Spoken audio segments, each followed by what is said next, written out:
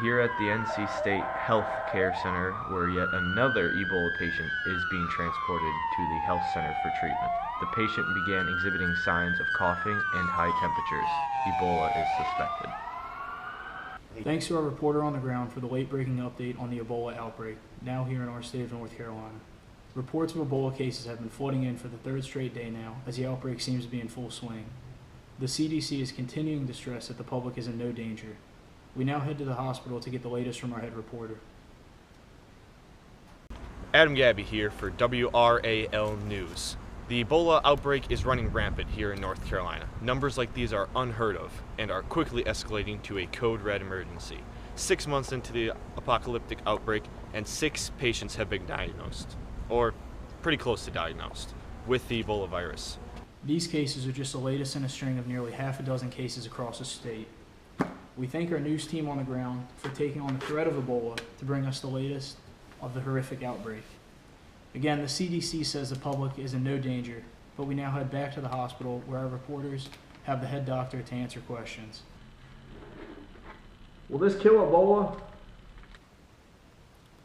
This is Adam Gabby reporting live for WRAL News. I am here with Dr. Hannon of the North Carolina State Health Center talking about the recent Ebola outbreak. Dr. Hannon, what would you say is the #1 way to become infected with Ebola? I think the #1 way to become infected is the people who treat the people who already have Ebola, and another way is if you come in contact with a wildlife who have the Ebola infection. Very interesting. And what would you say are the symptoms of Ebola? There are many symptoms for Ebola. They include fever, severe headache, muscle pain, weakness, diarrhea, vomiting, and unexplained bruising or bleeding. And if I were so worried about this, how would I prevent myself from getting Ebola? The best way is to practice good self-hygiene, like washing your hands, and just to stay away from places that are treating Ebola victims. Thank you very much for your time, Dr. Hannon. No problem. You saw it only here, folks. Our news team on the ground bringing you the latest in what could be the end of the modern world due to this rampant virus. CDC officials are saying Ebola is being misdiagnosed as a common cold, but what do they know? This is Adam Gabby reporting live for WRAL News. I'm here at the NC State Student Health Care Center with the 6th reported patient infected with Ebola. How do you feel currently? I mean, I feel pretty bad.